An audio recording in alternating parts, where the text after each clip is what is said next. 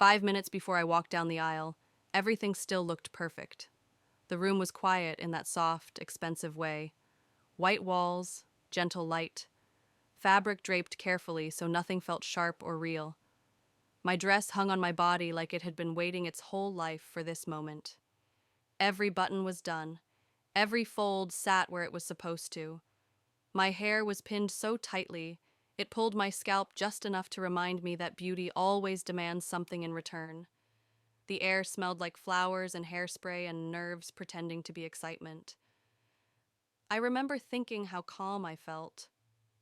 Not happy, calm. The kind of calm that feels earned. The kind you get when you believe you've made the right choice and the hard part of life is finally over.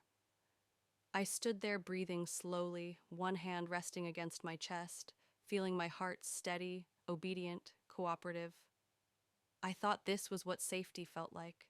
I thought this was the moment everything painful in my life finally made sense. Something was wrong, though. I didn't know what yet. I couldn't have explained it if someone asked. It wasn't fear. It wasn't doubt. It was something quieter, a pressure, like my body knew something my mind hadn't caught up to yet, like standing too close to the edge of something and not realizing how far the drop is. I told myself it was nerves.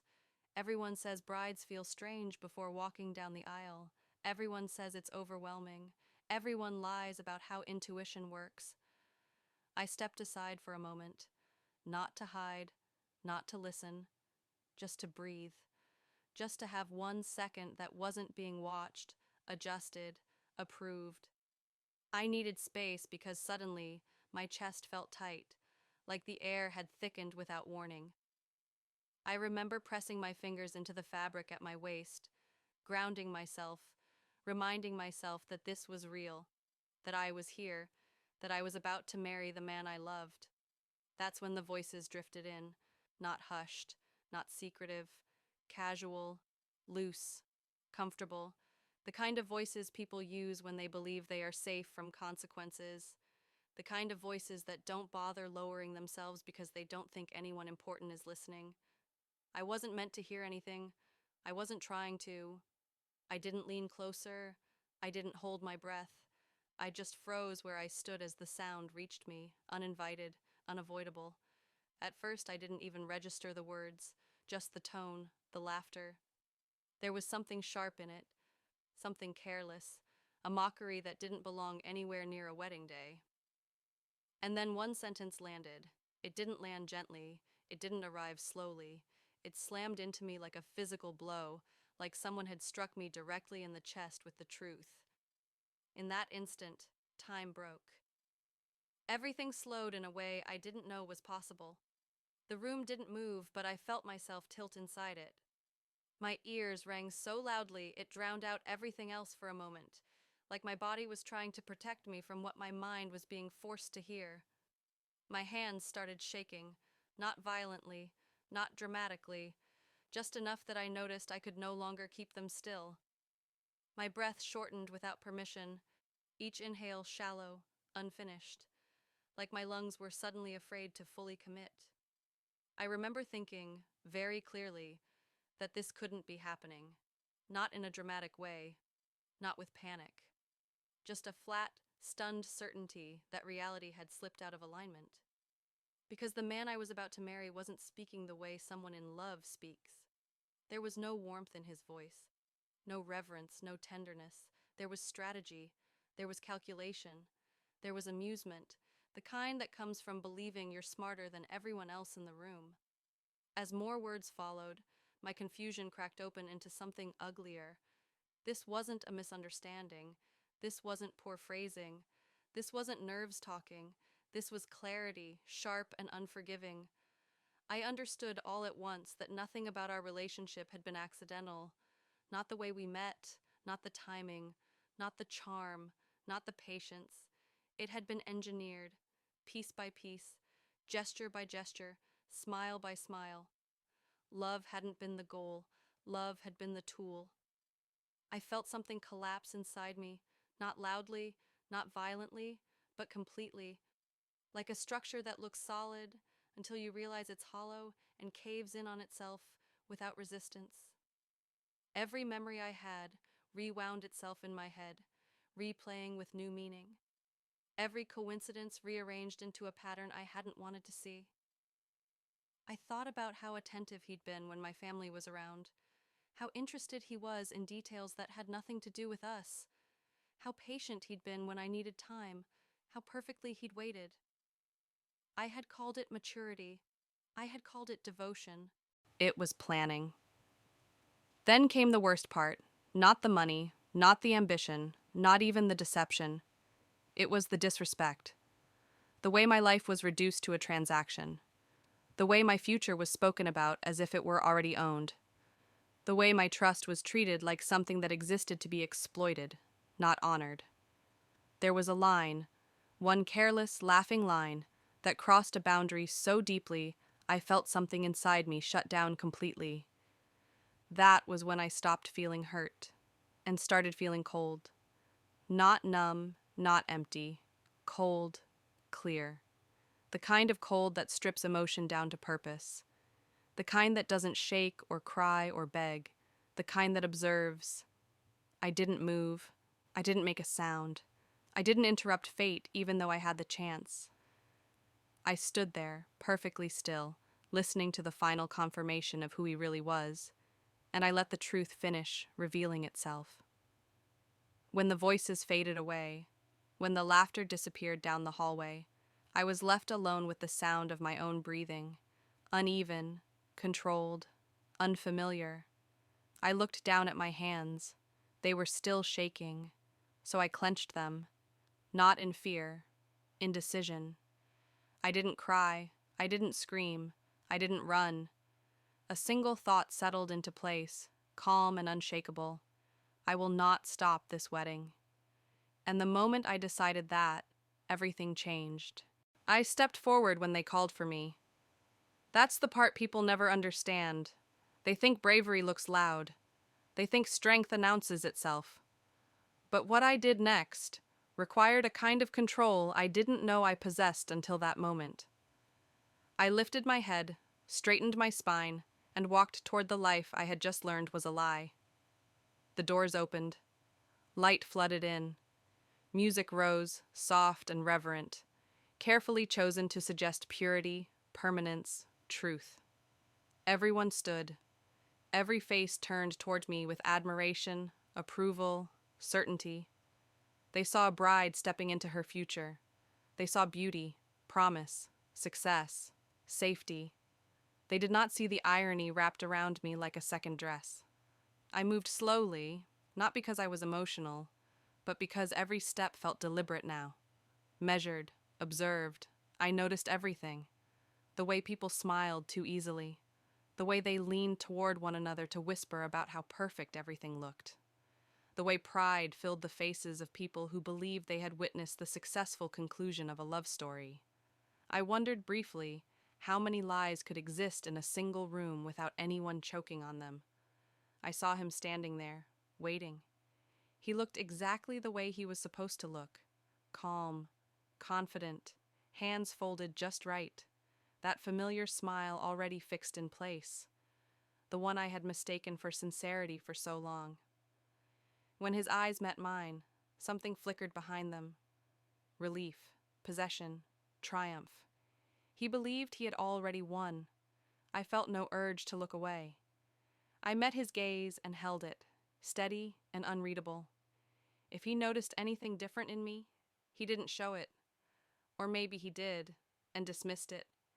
Men like him always dismiss what they don't expect to matter. I reached the front. I took my place beside him. The air around us felt charged now, but only I knew why. His hand brushed mine, familiar, practiced, claiming. I didn't pull away. I didn't tense. I allowed it, just as I had allowed everything else up to this point. The ceremony unfolded around me like a performance I'd already memorized. Words about love, about honor, about partnership, about forever. Each phrase floated past me, hollow and weightless. I listened with a strange clarity, cataloging every promise as an act of theater. I watched him speak with conviction, his voice steady, his expression perfectly tuned for the audience. I saw how easily he wore devotion, how comfortably he inhabited a role that meant nothing to him. I wondered how many times he'd practiced this version of himself in the mirror. When it was my turn, I spoke too.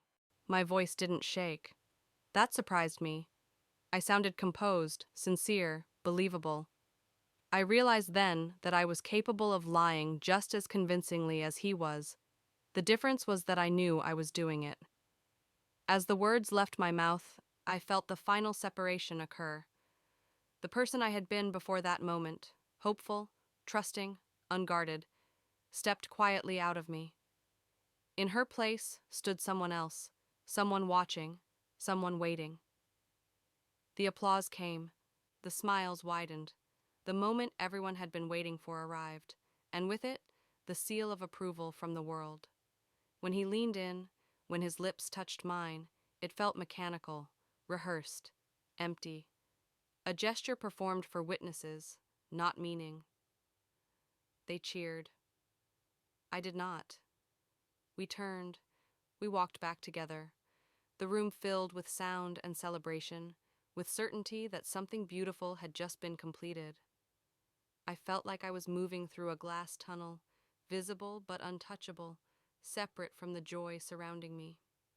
Outside, the performance continued. Photos, congratulations, embraces that lingered just long enough to feel sincere, compliments stacked on top of one another until they became noise. I smiled because smiling required less energy than explaining. I nodded because no one wanted truth. They wanted confirmation. He stayed close, too close. His arm around my waist, his hand resting possessively as if already staking a claim. I noticed how often he glanced at my family, how his posture shifted when certain people approached, how his charm sharpened when he sensed opportunity. I saw the first cracks then. They were small, almost invisible, a tightness in his jaw when plans were mentioned, a flicker of impatience when conversations didn't go the way he expected, the way his laughter arrived half a second too late, as if he were calculating whether the moment required it. I saw him misjudge someone, just once, and the mask slipped.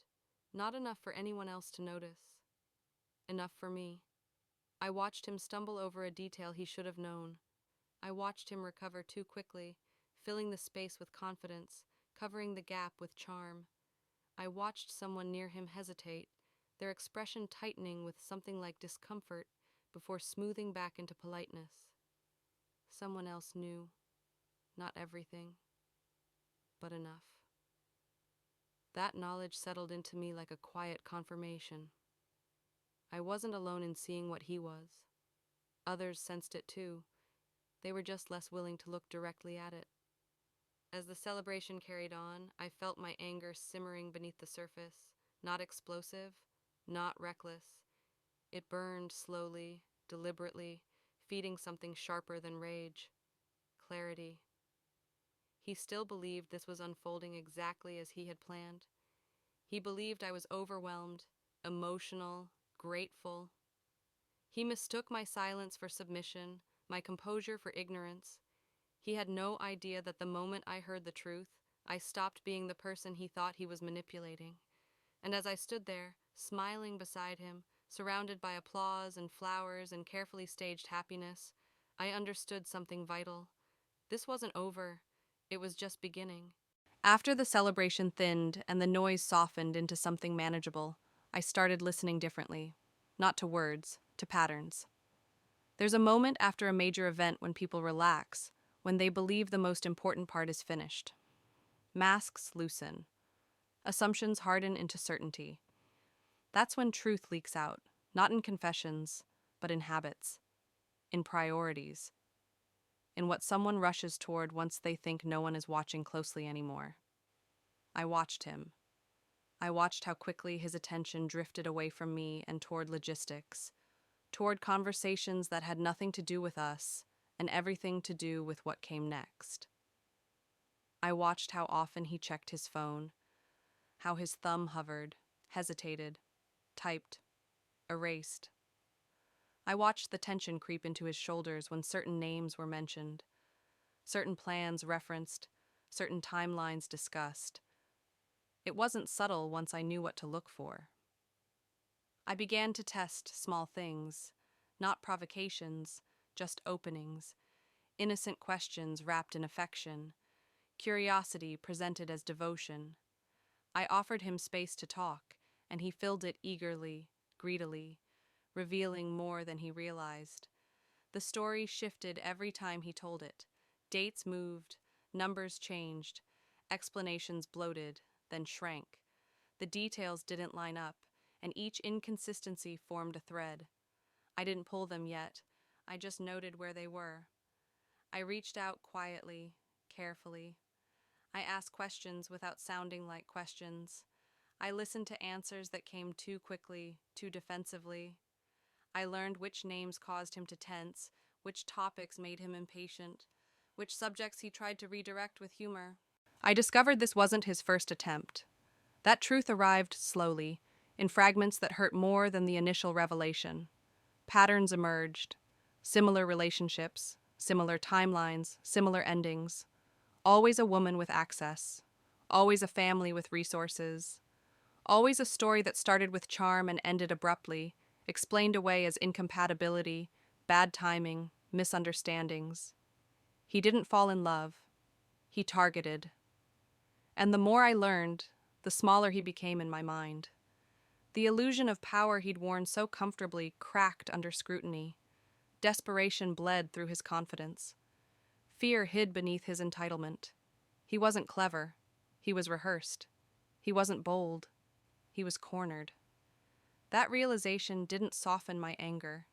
It sharpened it. Because desperation doesn't excuse cruelty. It explains it. An explanation does not equal forgiveness. I stopped seeing him as my husband. I started seeing him as a man standing on a fault line, pretending the ground beneath him was solid. That was when I changed my approach. I became exactly what he believed I was: trusting, supportive, understanding. I leaned into the role he had written for me. I listened without interruption. I reassured without questioning. I offered help before he asked for it. I framed concern as care, caution as loyalty, access as partnership. He relaxed. That was the most dangerous part. People like him don't expect resistance. They expect compliance. And when they get it, they stop guarding themselves. They start moving faster. They take bigger risks. They reach sooner than they should. I watched him do exactly that. His requests became bolder, less disguised. What started as vague references to pressure turned into direct appeals for help. What began as curiosity about systems became entitlement to them. He spoke as if access were inevitable, as if authority had already been granted, as if the future he had imagined was already secured. I didn't stop him. I let him talk. I let him plan. I let him believe. Because the most effective trap isn't built with force. It's built with permission. And while he was busy imagining his escape, his relief, his reward, I was documenting everything: dates, requests, language, intent. I stored it all quietly, methodically, without drama. I didn't confront. I didn't threaten. I didn't warn. I waited. Every move he made was his own. Every step forward was voluntary. Every line he crossed without being pushed. That mattered. Because what was coming next wasn't revenge. It was consequence. And he was walking toward it willingly, convinced the path belonged to him. There is a moment when someone believes they are finally safe. I saw it on him before he ever said a word. It was in the way his shoulders dropped for the first time in days. In the way his breath deepened, fuller, less guarded. In the way he started talking about the future again. Not carefully, not strategically, but greedily, as if the end of his fear was already guaranteed. That was when I knew he was ready to make the mistake that would end everything. I didn't rush him. Desperation does enough rushing on its own. I simply removed obstacles. I nodded. I agreed. I framed every dangerous idea as reasonable, every reckless step as understandable. I used the language he trusted most: partnership, teamwork, us. He began to move faster. Requests turned into expectations. Expectations hardened into assumptions. He spoke with authority he had not earned, confidence borrowed from access he believed was his right. I watched him rehearse explanations that no longer needed to sound convincing, because he assumed no one would challenge them. That's what arrogance does. It blinds people to timing. He didn't realize how carefully I had been paying attention, how deliberately I had stayed calm, how thoroughly everything had been recorded, preserved, protected. He thought my silence meant ignorance. He thought my cooperation meant surrender. It never occurred to him that I had stopped reacting emotionally days ago. The moment came quietly. No raised voices, no dramatic confrontation, no warning. Just a decision he made on his own, convinced it was necessary, justified, overdue. A line he crossed because he believed there would be no consequences, because he believed I would cover for him, protect him, stand beside him. I wasn't there when it happened. That was intentional. Distance matters when illusions collapse. I wanted nothing tying my body to the moment his fantasy finally failed. I wanted the separation to be clean, undeniable, irreversible. When the truth surfaced, it did so without spectacle. Numbers don't argue, records don't negotiate. Intent leaves a trail whether someone believes it will or not. The authority he thought he controlled responded faster than he expected. Not with outrage, not with chaos, with procedure, with calm, with steps already outlined long before he ever imagined himself clever enough to exploit them. I wasn't present when he realized, but I know exactly when it happened. It was the moment his confidence evaporated and something raw replaced it. Not regret, not guilt, panic. The kind that comes when someone understands they are no longer steering their own life. I felt no rush of victory when I learned what had unfolded. No satisfaction. Just a quiet, heavy confirmation. This is who you are. This is what you chose. This is the cost. Afterward, everything went still. The noise that had filled my life for weeks, suspicion, performance, restraint, vanished, leaving behind a silence so deep it felt unfamiliar.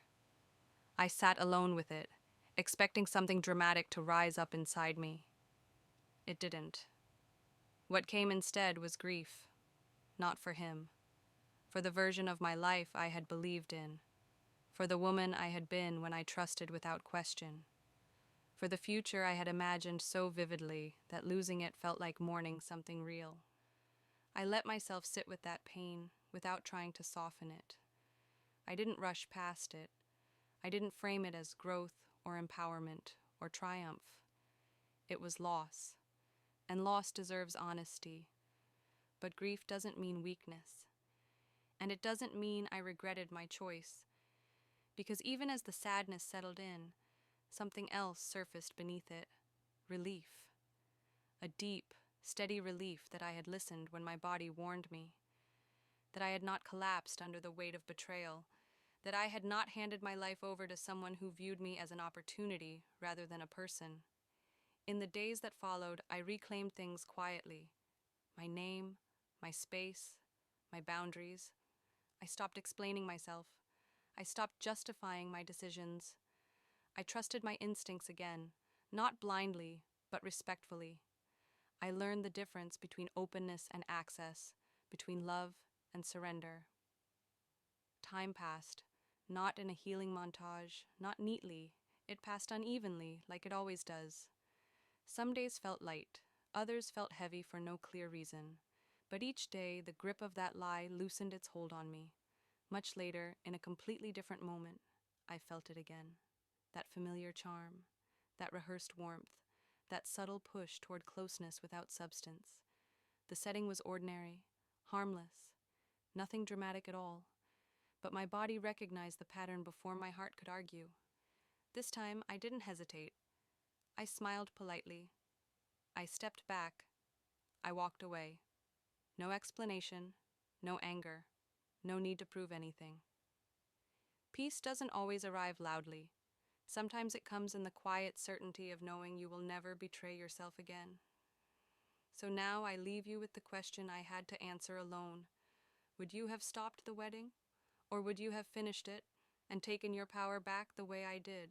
There are things that don't end when the story ends. People think the moment the truth is exposed, the moment consequences arrive, everything settles into peace. They imagine relief like a clean exhale, a straight line from pain to freedom. That's not how it works. Not when betrayal has lived inside your body. Not when you've had to become someone else just to survive what you learned. What lingers is quieter. It's the way your mind replays moments you once cherished and rewrites them without asking permission. It's the way trust doesn't disappear, but it changes shape. It becomes careful, observant, less willing to leap just because someone extends their hand. For a long time after, I caught myself flinching at kindness. Not because kindness is dangerous, but because I had learned how easily it can be worn like a costume. I replayed small moments over and over. The laugh I once thought was warmth, the patience I once called love, the attention I once believed meant I mattered. I pulled them apart slowly, examining each one until I could see the seams. That process hurt more than the discovery itself, because discovery is sudden, understanding is slow, and anger, real anger, doesn't scream. It sits with you. It keeps you awake. It asks questions long after everyone else believes the matter is closed. I was angry that I had been studied instead of loved. Angry that my life had been measured in usefulness. Angry that my silence had been mistaken for weakness. But most of all, I was angry at the lie that women are foolish for trusting. I wasn't foolish. I was human. I believed what I was shown, what was consistently performed, what was reinforced by everyone around me. I did what people are told to do when they love. I opened myself. That isn't stupidity. That's courage. And courage doesn't become shame just because someone else weaponized it. What changed wasn't my ability to love. It was my willingness to ignore what my body tells me when something is wrong. I no longer explain discomfort away. I no longer negotiate with red flags. I no longer confuse consistency with sincerity. I pay attention now, not with fear, but with respect for myself. And here's the truth I don't say often, because it makes people uncomfortable. I don't regret finishing that wedding. I don't regret the way I handled it. I regret that I had to, because no one deserves to be turned into a strategy just to escape a lie.